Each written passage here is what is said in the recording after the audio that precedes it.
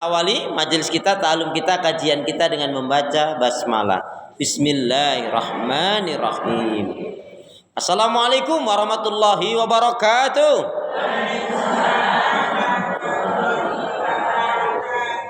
Salam merupakan doa.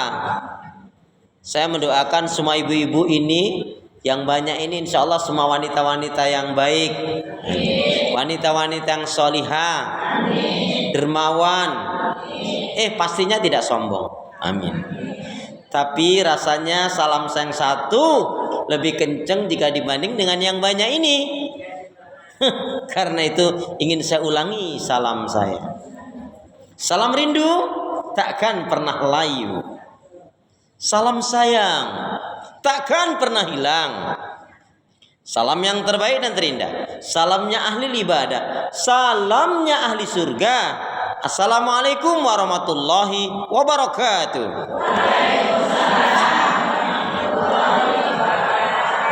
Kalau melihat langsung dan dengar langsung dari semangat jawab salamnya, insya Allah ini semua hamba-hamba Allah akan menjadi calon penghuni surga. Amin. Innalhamdalillah nahmaduhu wa nasta'inuhu wa nastaghfiruh wa na'udzubillahi min syururi anfusina wa min sayyiati a'malina may yahdihillahu fala mudilla lahu wa may yudlilhu fala hadiyalah.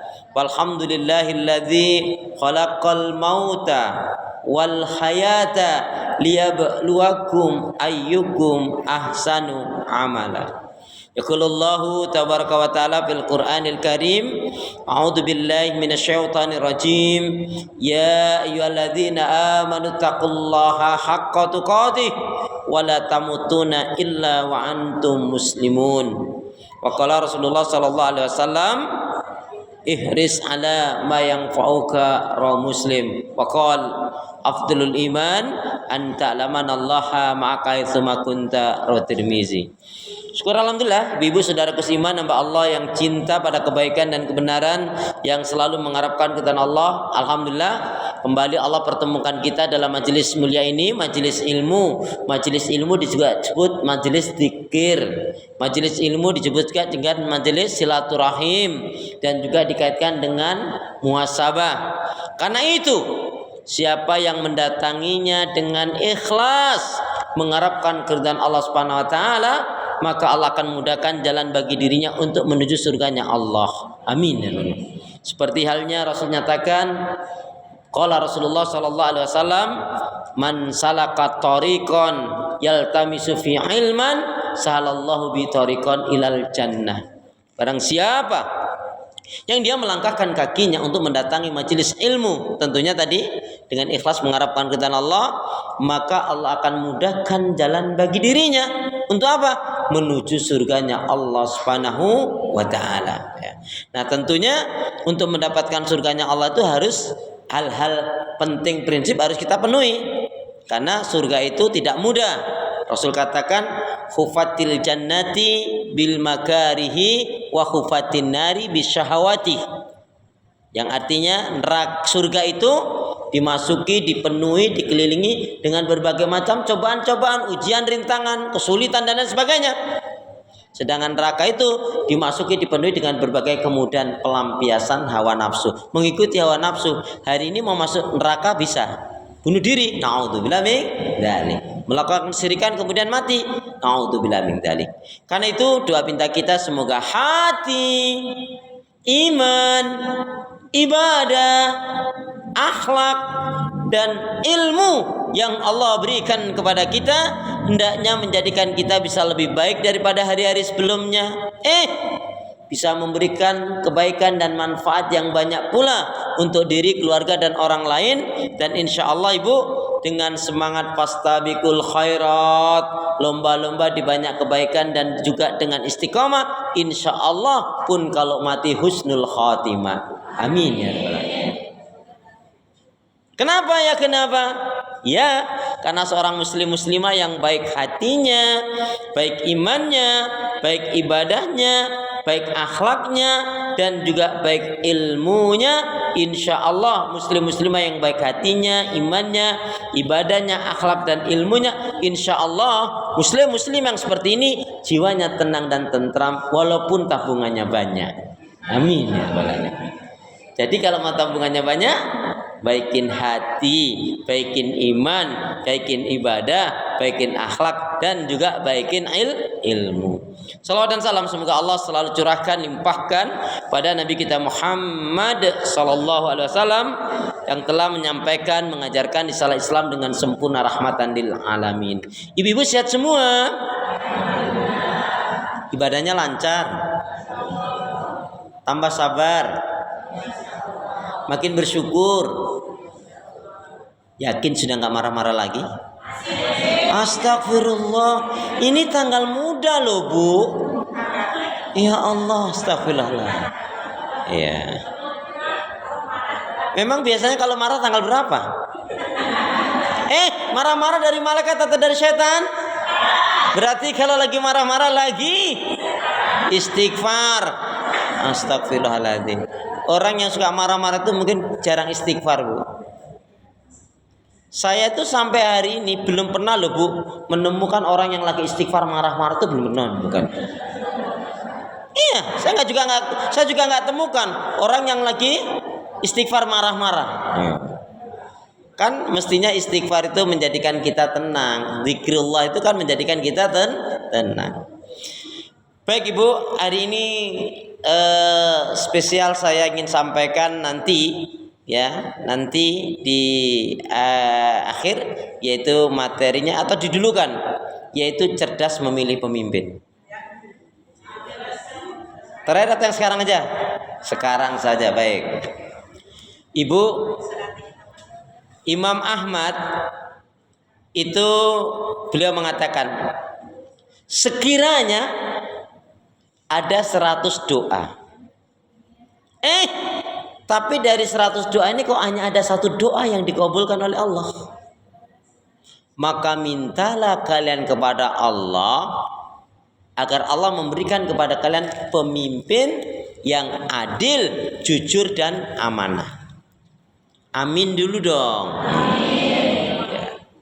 Sekiranya ada dari 100 doa hanya ada 1 doa yang dikabulkan oleh Allah, maka mintalah kalian kepada Allah agar diberi pemimpin yang adil, jujur, dan amanah. Amin. Nah, pertanyaannya, loh kenapa toh kok kita harus memiliki pemimpin yang adil, jujur, dan amanah? Maaf, ini yang kadang-kadang jarang diurai. Karena jika kita memiliki pemimpin yang adil, jujur, dan amanah, maka akan terwujudlah seperti yang Allah nyatakan dalam firman-Nya apa? Baldatun thayyibatun wa rabbun ghafur. Negeri yang adil, makmur, sejahtera, penuh dengan ampunan Allah. Itu diawali dari kita memiliki pemimpin yang adil, jujur, dan amanah. Karena itu, jika kita memilih pemimpin, memilih seseorang jadi pemimpin, itu sebetulnya menunjukkan kualitas kita. Kalau yang kita pilih yang uplak-upluk, cuman gitu, nggak jelas, ya mbolah kalau gitu. Ya berarti kualitas kita seperti itu. Wah ini pemimpin kok ya pinter man, cerdas man, ya amanah, nggak tampak ke dirinya sombong, merakyat. Insya Allah. Ini salah satunya kan kita bisa melihat dari kesat mata, dari cara ngomongnya, dari bersikapnya, itu nampak. Kalau kita pilih pemimpin yang nggak benar, dia melakukan kesalahan dan dosa, kita juga kena dosanya masalahnya. Kalau kita milih pemimpin yang benar, yang adil, yang jujur, yang amanah, yang baik, dia setiap melakukan kebaikan, kita pun mendapatkan pahala kebaikannya. Karena itu menunjukkan masalah kepemimpinan adalah masalah prinsip, masalah akidah. Ya. Kalau kita nggak tahu ini sebetulnya mana yang benar, mana yang baik, ya kalau nggak tahu tanya sama yang tahu. Ibu punya ustadz, punya guru, tanya. Dulu kan guru kita juga pernah mengajari, hormati gurumu, sayangi teman, itulah tandanya kaum murid beriman. Budiman itu trayek Bekasi, Tasikmalaya, Pangandaran. Ya,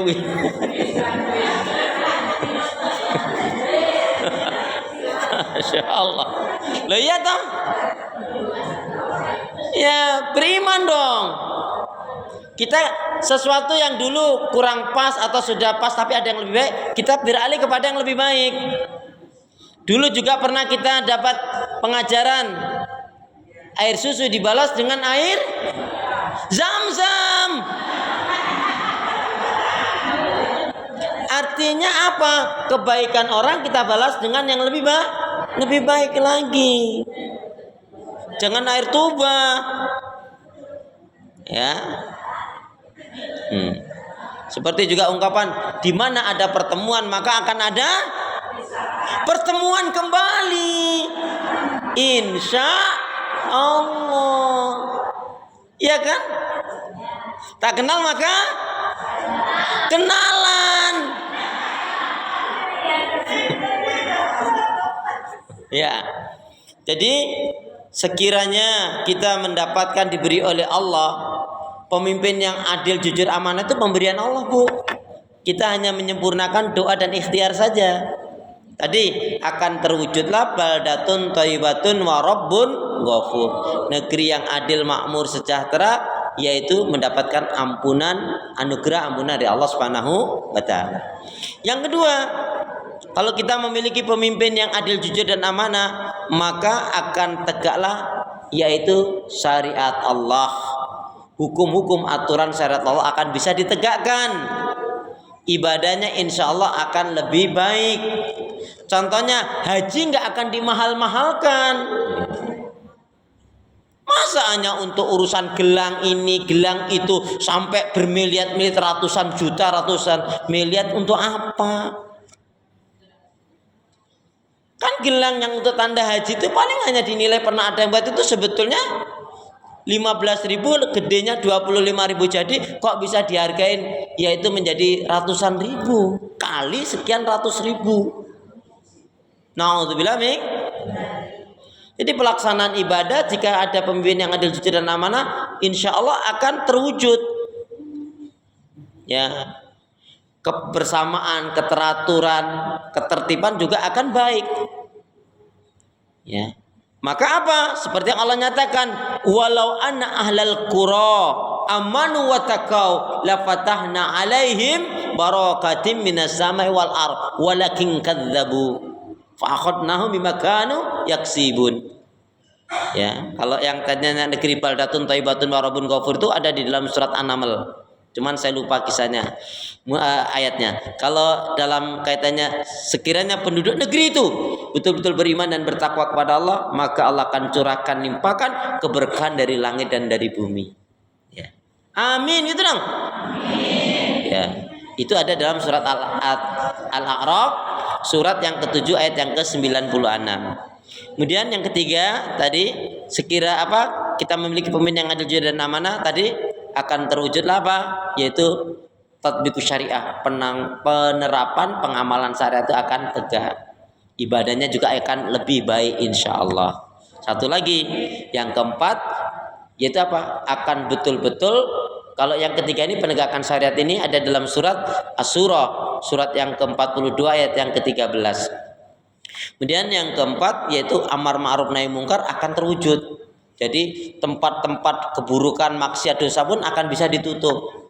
Contohnya tempat perdukunan, ya, tempat pelacuran, perzinahan, termasuk tempat khamr, peredaran khamr, narkoba, miras antika, termasuk judi. Nah, itu juga akan bisa ditutup kalau pemimpinnya adil, jujur dan amanah. Karena tempat-tempat seperti itu tidak akan diberi kesempatan. Itulah pentingnya memiliki pemimpin yang adil, jujur dan amanah. Belum lagi kesejahteraan negara itu akan digunakan untuk rakyatnya, ya, bukan dikuasai oleh segelintir orang atau sekelompok orang untuk, yaitu apa?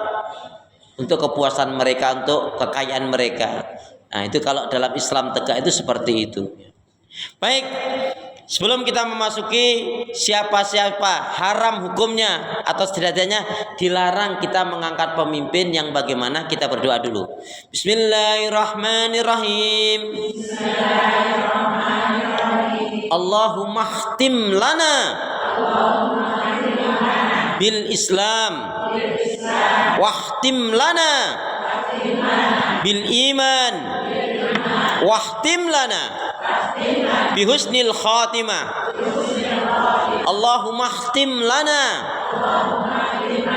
bil Islam wahtim lana bil iman wahtim lana bi husnil khatimah. Ya Allah, mana Bu? Tahu artinya? Ya Allah, akhirilah kehidupan kami dengan Islam dan akhirilah kehidupan kami dengan iman dan akhirilah kehidupan kami dengan husnul khatimah. Ya Allah, ya Arhamar Rahimin, jadikanlah aku hamba yang sabar, syukur, taat ibadah, istiqomah dalam kebaikan dan kebenaran, dan matikanlah dalam keadaan husnul khatimah. Ya Allah, ya Arhamar Rahimin, berilah aku hati yang bersih, pikiran yang jernih, lidah lisan yang selalu jujur, akhlak yang mulia, hidup dan mati dalam ketaatan, keimanan, ibadah, sabar, dan syukur. Lebih semangat. Ya Allah, ya Arhamar Rahimin, berilah aku hati yang bersih, pikiran yang jernih, lidah lisan yang selalu jujur, akhlak yang mulia, hidup dan mati dalam ketaatan, keimanan, ibadah, sabar, dan syukur. Amin ya rabbal alamin. Baik, Ibu, sekarang kita langsung masuki pada inti, yaitu dilarangnya kita umat Islam, haram hukumnya umat Islam mengangkat pemimpin. Secara umum pemimpin yang gimana? Orang yang bagaimana yang tidak kita boleh angkat? Orang kafir, musyrik, munafik. Kalau kaitannya dengan surat An-Nisa ayat yang ke-144 itu secara umum bagaimana Allah nyatakan? A'udzubillahi minasyaitonir rajim. Ya ayyuhalladzina amanu la tattakhidul kafirina awliya'a min dunil mu'minin aturiduna an tajalu lillahi alaikum sultanan mubina. Surat An-Nisa 144.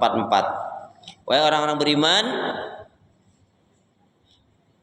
ya, wahai orang beriman, janganlah di antara kalian mengangkat orang-orang kafir sebagai pemimpin bagi kalian dengan meninggalkan orang-orang yang beriman. Kalau itu dilakukan, maka jangan salahkan Allah, maka Allah akan mendatangkan azab bagi orang tersebut. Ini peringatan keras haramnya seorang muslim mukmin mengangkat orang kafir sebagai pemimpin. Sekarang gimana Ustadz kalau semuanya muslim? Nah, tetap juga ada larangan-larangan meskipun dia agamanya muslim, jika ada indikasi hal-hal ini. Tapi ingat, Bu, judulnya saja cerdas. Nah, orang yang cerdas yang bagaimana? Rasul mengatakan, al-kaisu man dana nafsahu amila lima ba'dal maut. Orang yang cerdas dari umatnya Rasulullah atau orang yang cerdas dari umatnya Rasul itu siapa? Yaitu orang yang tahu diri, sadar diri, ya. Orang yang tahu diri, sadar diri, tahu akan kekurangan, kesalahan dan dosa aibnya. Dia memang ada kelebihan juga, tetapi apa? Kemudian dia tutup nih. Kesalahan, dosa, keburukannya, kekurangannya dia tutup. Kemudian dia tutup dengan apa? dia lakukan kebaikan ibadah dan amal soleh untuk apa? Untuk kehidupan setelah kematian. Jadi orientasinya kalau orang dikatakan umatnya Rasulullah yang cerdas, orientasinya adalah akhirat. Karena apa? Walal akhiratu khairul laka minal ula. Adalah kehidupan akhirat itu lebih baik daripada kehidupan dunia. Ibu, dunia ini sebentar. Dunia ini sebentar. Akhirat sebentar lagi. Iya. Kenapa dunia ini sebentar? Karena akan kita tinggalkan. Sedangkan akhirat sebentar lagi kita akan tuju. Ya. Baik, cerdas itu begitu ya. Jadi siapa orang yang cerdas? Orang yang tahu diri, sadar diri, tahu kekurangan, kesalahan, dosa, aibnya, dia tutup dengan kebaikan ibadah dan amal soleh. Untuk apa? Untuk kehidupan setelah kematian. Kemudian memilih dalam Islam ini, atau kita mestinya ingat kaidah, kalau kita bicara memilih, maka kalau ada yang terbaik, pilihlah yang terbaik. Yang terbaik gak ada, pilih yang baik. Yang baik gak ada, pilih yang paling ringan madorotnya. Ya. Nah, berarti ini mana condongnya dengan siapa itu perlu juga kita tahu. Wah, kalau saya ini yang dukung ini ulama ya, insya Allah istihadnya ulama, memohon kepada Allah dari doa mereka, keilmuan mereka itu dibimbing oleh Allah Subhanahu Wa Taala. Bukan masalah menang kalah. Ibu, kemenangan itu bukan berarti dia mesti berkuasa. Contohnya dulu Ibunda Asia, atau Ibunda Asia itu memegang prinsip iman, tapi akhir kematiannya kan mengerikan kan? Bukan berarti kalah. Orang yang kalah berarti kalau dia mengorbankan akhiratnya dengan dunia, mengorbankan keimanannya dengan kekafiran. Ini masalah kekuasaan, ini miliknya Allah. Pemerintahan kekerajaan ini adalah Allah yang menentukan. Kita hanya menyempurnakan ikhtiar dan doa saja. Tapi kalau kita ada di atas kebenaran, ya, maka setiap kebaikan yang dilakukan oleh seorang pemimpin, kita dapat pahala kebaikannya. Tapi kalau salah kita memilih, dia melakukan kesalahan dosa, kita pun kena. Nah, ini makanya. Jadi kalau bicara memilih, pilih yang terbaik. Gak ada yang baik, gak ada yang paling minimal, paling ringan madorotnya. Kemudian langsung sekarang, pemimpin yang bagaimana? Atau seseorang dulu, Bu, ini kan orang yang kita akan angkat jadi pemimpin, kita akan pilih jadi pemimpin. Jadi orang yang bagaimana yang nggak boleh kita angkat jadi pemimpin? Yang pertama, ada indikasi zalim. Zalim itu gimana, Ustadz? Coba dilihat dulu surat yang keberapa dan ayat yang keberapakah ayat yang akan dibacakan oleh Ustadz ini. A'udzubillahi minasyaitonirrajim. Wala tarkanu ilal ladzina dzalamu fatamasakumun nar. Itu ayat ibu cari dalam Al-Qur'an pasti ketemu. Nah, surat yang keberapa? Ayat yang keberapa? Ini surat Hud. Nah, saya mau tanya, dulu ibu ketika belum ngaji lama, belum ngerti, dulu ketika hamil yang dibaca surat apa? Yusuf. Kenapa yang dibaca surat Yusuf? Biar ganteng. Ibu, sebenarnya masalah ganteng, cakep, lihatlah bahannya. Kayaknya yakin gak jauh dari bahannya deh. Sekarang pertanyaannya, ketika ibu hamil yang dibaca surat Al-Baqarah, apa artinya Al-Baqarah? Terus anaknya? Nah, itu kan gak bener ya. Baik ya. Surat Hud 113. Surat Hud, Quran saya surat yang ke-11. Surat yang ke-11 ayat yang ke-113, A'udzubillahi minasyaitonirrajim wala tarkanu ilal ladzina dzalamu fatamasakumun nar. Janganlah kamu condong cenderung kepada orang-orang yang berbuat kezaliman. Cenderung aja nggak boleh, Bu. Apalagi kita bela, kita jadiin sebagai pemimpin. Apa? Kalau kita ngikutin orang yang zalim, menjadikan orang yang zalim sebagai pemimpin, maka jangan salahkan Allah. Fatamasakumun nar, kamu akan mendapatkan azab neraka. Jelas? Jelas? Jadi yang pertama, siapa yang tidak boleh kita angkat jadi pemimpin? Jika ada indikasi orang ini, fulan ini zalim. Zalim itu kaitannya dengan 4 hal. Zalim, ini keterangannya. Keterangan zalim itu, Bu, terkait dengan 4 hal dalam hal ini. Apa itu? A, ya, orang yang zalim orang yang gimana? A, ada cenderung kepada kesyirikan. Dia komplotannya bersekutu dengan dukun-dukun para tidak normal misalkan. Ya. Dia nyembah-nyembah kuburan. Pakai jimat-jimat, mantra-mantra. Ya. Menganggap dia tidak menyandarkan kepada Allah tapi menyandarkan kepada manusia.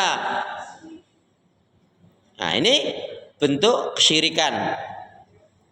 Cenderung pada kesyirikan. B, cenderungnya saya sebut. Jadi Bu, cenderungnya langsung aja ya, kesyirikan. Terus kemunafikan. Ciri-ciri orang munafik ada berapa? Ciri-ciri orang munafik ada berapa?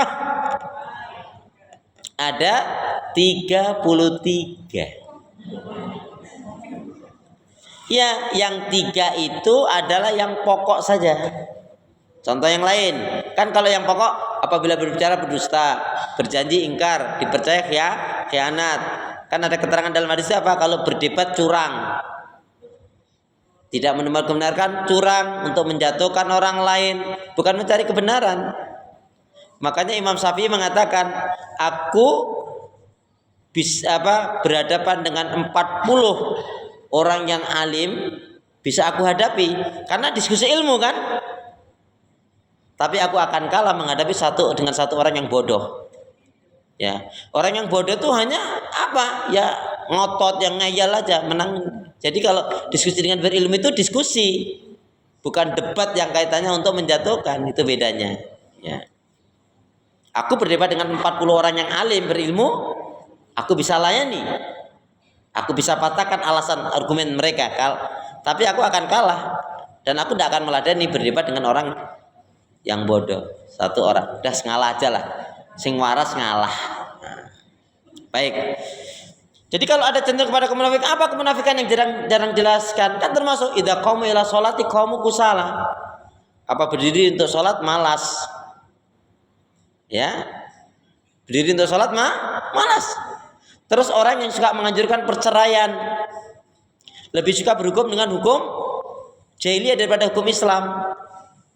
Termasuk ngerubah-ngerubah hukum itu di dalamnya munafik. Hukum waris 1-2 diganti, udah deh sama rata aja. Itu berarti ada unsur kemunafikan. Menganjurkan perceraian, termasuk pelakor. Pelakor ada nggak pelakor? Gara-gara ada pelakor, akhirnya ada pebinor. Pebinor kan perebut bini orang. Kalau pelakor perebut, jangankan itu, senior aja nggak boleh loh Bu. Senior apa? Senang istri orang, nggak boleh.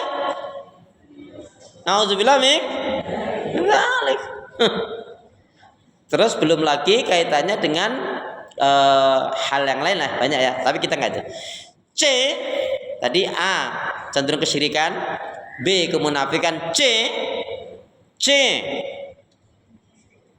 cenderung pada kekafiran. Cenderung pada kekafiran, ya. Nauzubillah min dzalik. Jadi Bu, kalau ada yang orang cenderung pada kesyirikan, kemunafikan, kekafiran, D-nya apa? Yaitu melanggar hukum aturan. Ada nggak kira-kira? Berarti zalim dia. Kalau ada yang seperti ini Bu, orang ini apa? Ada cenderung kezaliman ini tadi. Kezaliman apa? Kesyirikan, kemunafikan, kekafiran dan melanggar syariat hukum aturan, maka apa?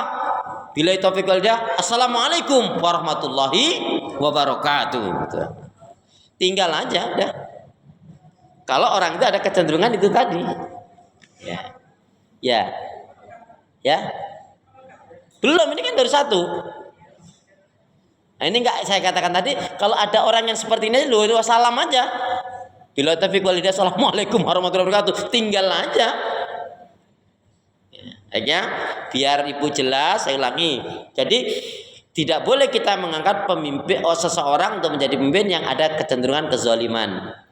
Tadi ayatnya surat 11 ayat 113. A'udzubillahi minasyaitonir rajim wala tarkanu ilal ladzina dzalamu fatamasakumun nar. Ya, janganlah kalian cenderung condong kepada orang-orang berbuat kezaliman karena itu akan menyebabkan kalian tersentuh api neraka. Cenderung condong aja nggak boleh.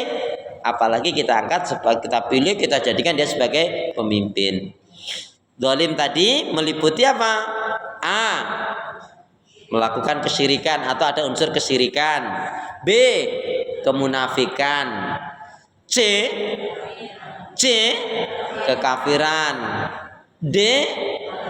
Melanggar aturan hukum. Ya, ini zalim. Yang pertama, nggak boleh kita jadikan.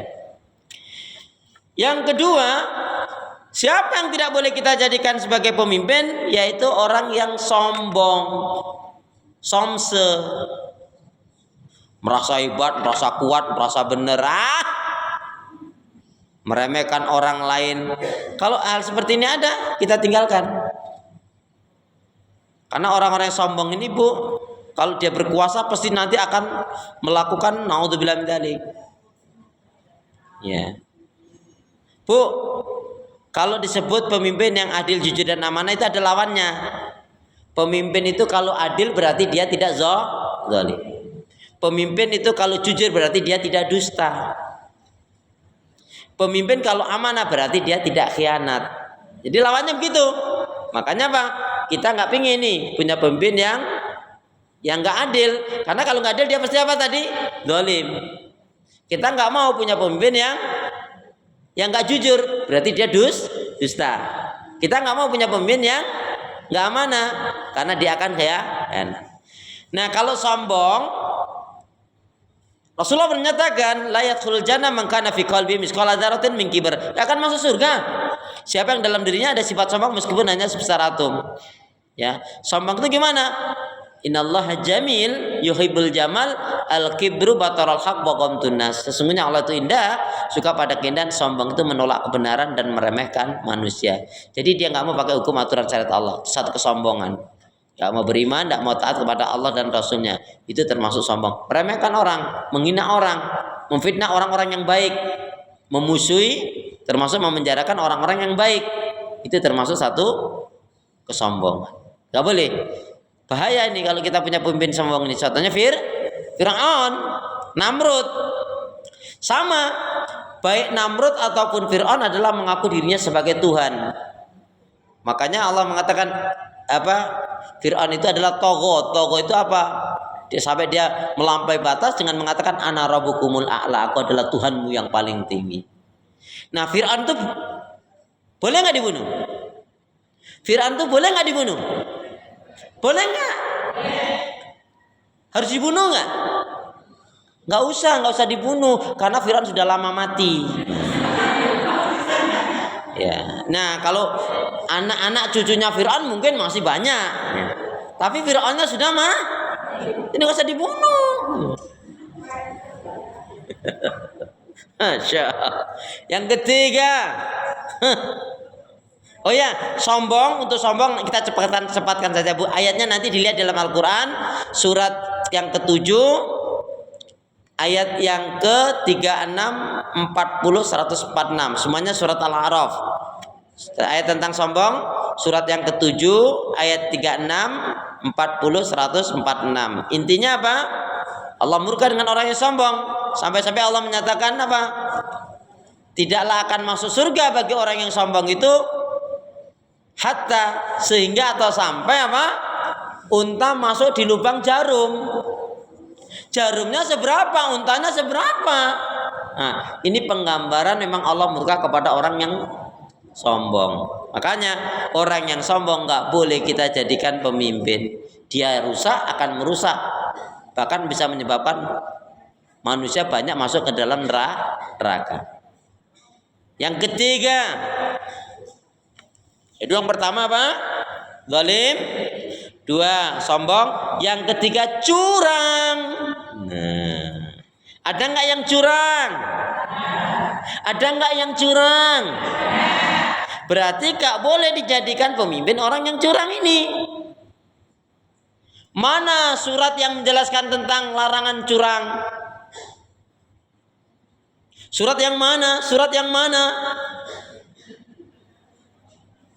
Mana surat yang menjelaskan tentang larangan curang? Surat apa? Surat apa? Kan ada surat Al-Mutaffifin. Surat Al-Mutaffifin surat yang keberapa? Tar Ustaz lihat dulu daftarnya. Itu ada satu surat namanya Al-Mutaffifin. Ayat yang pertama, wailul lil mutaffifin, celakalah orang yang curang. Surat yang berapa, Bu? Quran saya sih surat yang ke-83. Betul nggak? Sama nggak?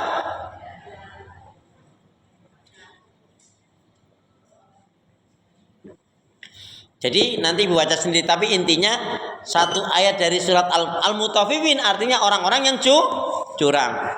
Nah ayat yang pertamanya wailul lil mutaffifin, celakalah orang yang curang. Bu, sampai di dalam surat Al-Mursalat, ya, ada namanya surat Al-Mursalat,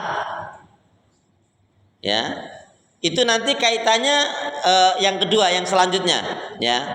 Jadi ini dulu lah intinya dalam surat Al-Mutaffifin ini awalnya saja wailul lil mutaffifin. Kalau dulu curangnya main timbangan, karena dulu kan belum ada transaksi model-model sekarang ini, ya kan, pakai pakai nota, pakai kwitansi. Nah, sama pokoknya segala macam bentuk kecurangan tidak pernah dibenarkan dalam Islam. Maka bodoh banget kalau kita mengambil orang yang akan kita jadikan sebagai pemimpin, wong dia sendiri ada cenderung curang, ada cenderung nabrak-nabrak aturan. Nauzubillah min dzalik. Yang keempat, siapa orang yang nggak boleh kita jadikan pemimpin? Bu, ini indikasi aja loh, ya. Indikasinya curang, nggak boleh. Yang keempat, nggak boleh kita jadikan dia sebagai pemimpin yang ada indikasi dusta. Dusta, bohong. Bedanya bohong dengan dusta apa? Bedanya bohong dengan dusta. Bedanya bohong dengan dusta apa?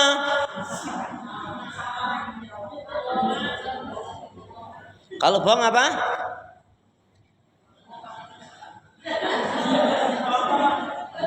Enggak, apa bedanya bohong dengan dusta?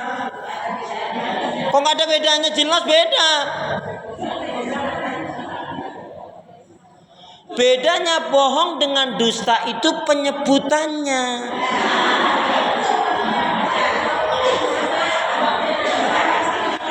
Dirungokke ya beda. Dusta, bohong, beda nggak? Tapi maksudnya sama nggak? Nah, pinter gitu. Biasanya yang suka berbohong atau berdusta siapa? Suami atau istri? Nggak apa-apa. Kalau ibu bilang suami, saya tanya, nah dulu nemunya di mana?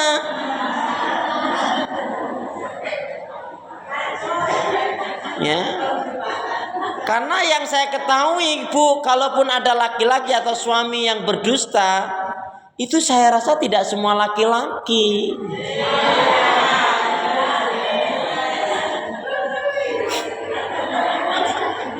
Astagfirullah. Mau laki, mau perempuan, mau suami atau istri, kalau berdusta dia buruk. Berarti digelaitin oleh syaitan.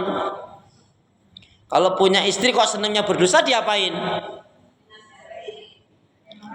Udah banyak dustanya.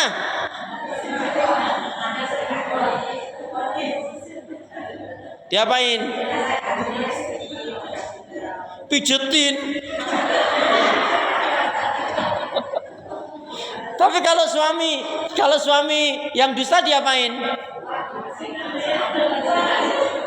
Diapain? Maafin, doain, nasihatin, gitu ya. Astagfirullah. Yang namanya dusta apa? Kita baca hadisnya. Bismillahirrahmanirrahim. Qala Rasulullah sallallahu alaihi wasallam, ay fima ma'nahu iyyakum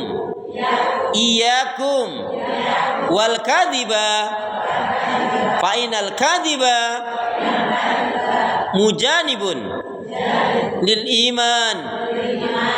Iyyakum wal kadhiba fa inal kadhiba mujanibun lil iman. Jauhilah oleh kalian akan berbuat dusta, karena sesungguhnya dusta itu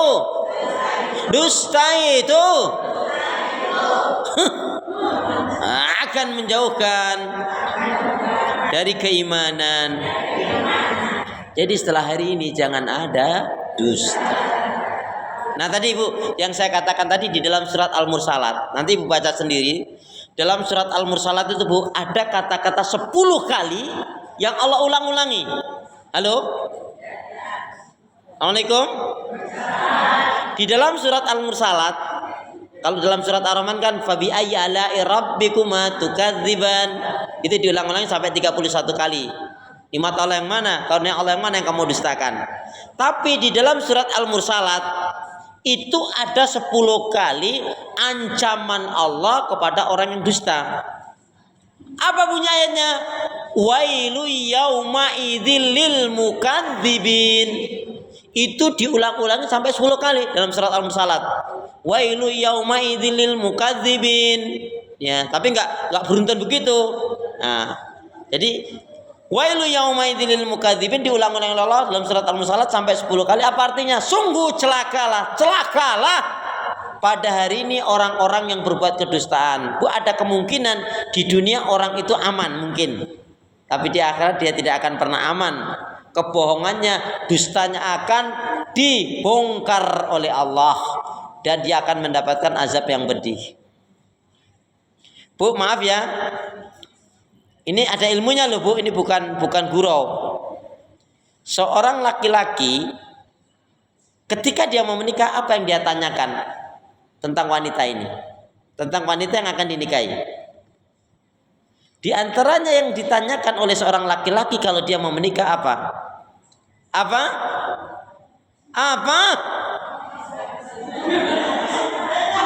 Ya, dia akan tanyakan kau masih gadis atau sudah janda.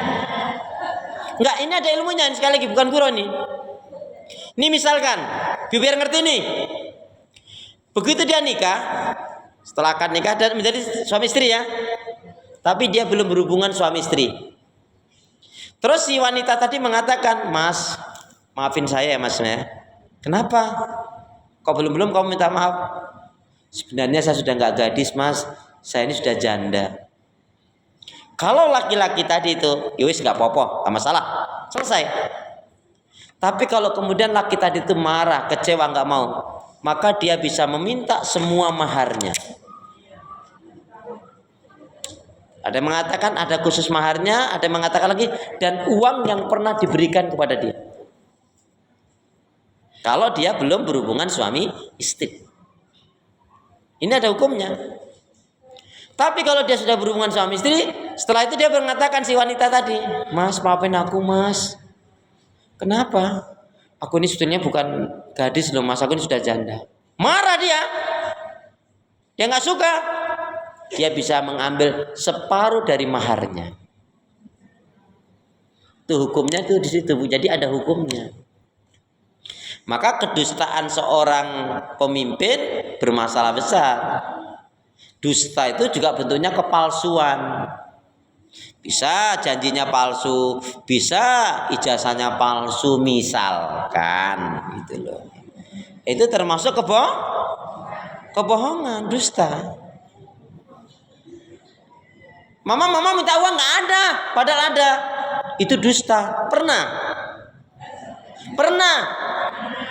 Ayo, hati-hati kalau bilang belum nggak pernah, nyatanya pernah, dusta loh Bu.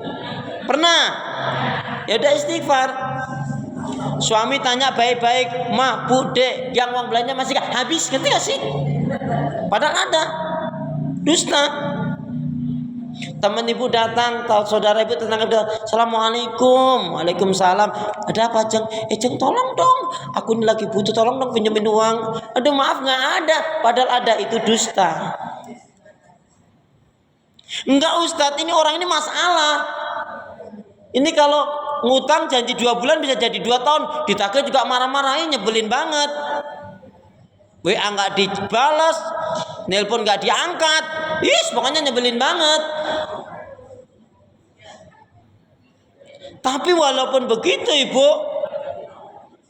ibu nggak boleh juga ngebohong. Kalau dia tahu punya sifat ngebohong, jangan sampai diikutin sifat buruknya. Kalau ibu juga bohong, apa bedanya dengan dia? Malah ibu enak leluasa ngomongnya. Kalau ini suka jengkelin orang, suka ngebohong, gampang. Assalamualaikum. Waalaikumsalam. Lah tumben datang, ini pasti mau ngutang.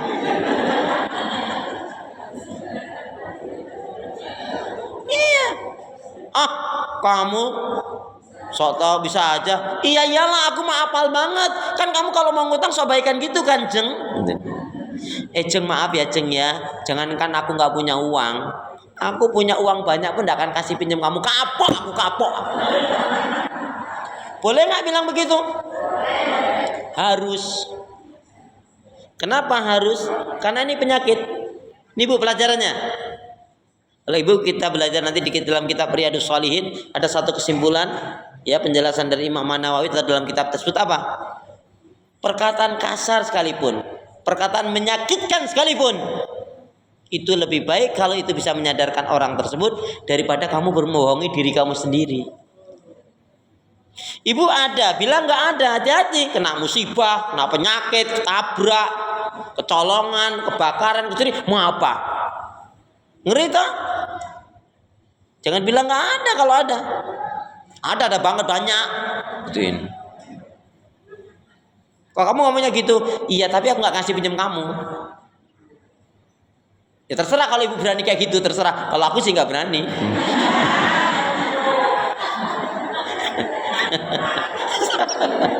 Loh, kalau berani pun aja. Astagfirullah. Jadi yang keempat apa? Dusta. Jadi kalau orangnya ada indikasi dusta, biasanya Bu, kalau bapaknya suka bohong, ini anaknya suka bohong juga biasanya. Malah kadang-kadang bohongnya lebih ngeri lagi. Na'udzubillah min dzalik. Kelima, kita tidak boleh menjadikan si fulan atau seseorang sebagai pemimpin. Yang kelima apa? Ya, yang kelima nggak enak saya nyebutnya Bu, nggak apa-apa ini. Saya perhalus saja lah bahasanya. Masa saya mau bilang goblok kan nggak enak Bu. Ya, nggak boleh kan? Ya udahlah. Enggak, yang itu dulu deh. Kalau gitu yang kelima saya dulukan, yang bukan yang itu deh. Yang kelima adalah kurang baik adab akhlak dan kekanak-kanakan. Nggak boleh. Kita mengambil pemimpin seseorang, adab akhlaknya, etikanya kurang baik dan juga kekanak-kanakan. Adabnya nggak baik, akhlaknya nggak baik, attitude etikanya nggak baik, ditambah lagi kekanak-kanakan. Nggak boleh. Makanya ada doa dari Rasulullah, ya Allah, aku berlindung kepadamu dari pemimpin yang bodoh dan kekanak-kanakan. Ada itu. Saya nggak hafal bunyinya. Jadi kita berlindung kepada Allah, jangan sampai kita memiliki atau diberi naudzubillah min dzalik. Jangan sampai kita punya pemimpin yang ya, bodoh dan kekanakan. Termasuk di poin ini adalah kaitannya dengan masalah yang kurang baik adab akhlaknya dan kekanakan tidak boleh kita jadikan pemimpin.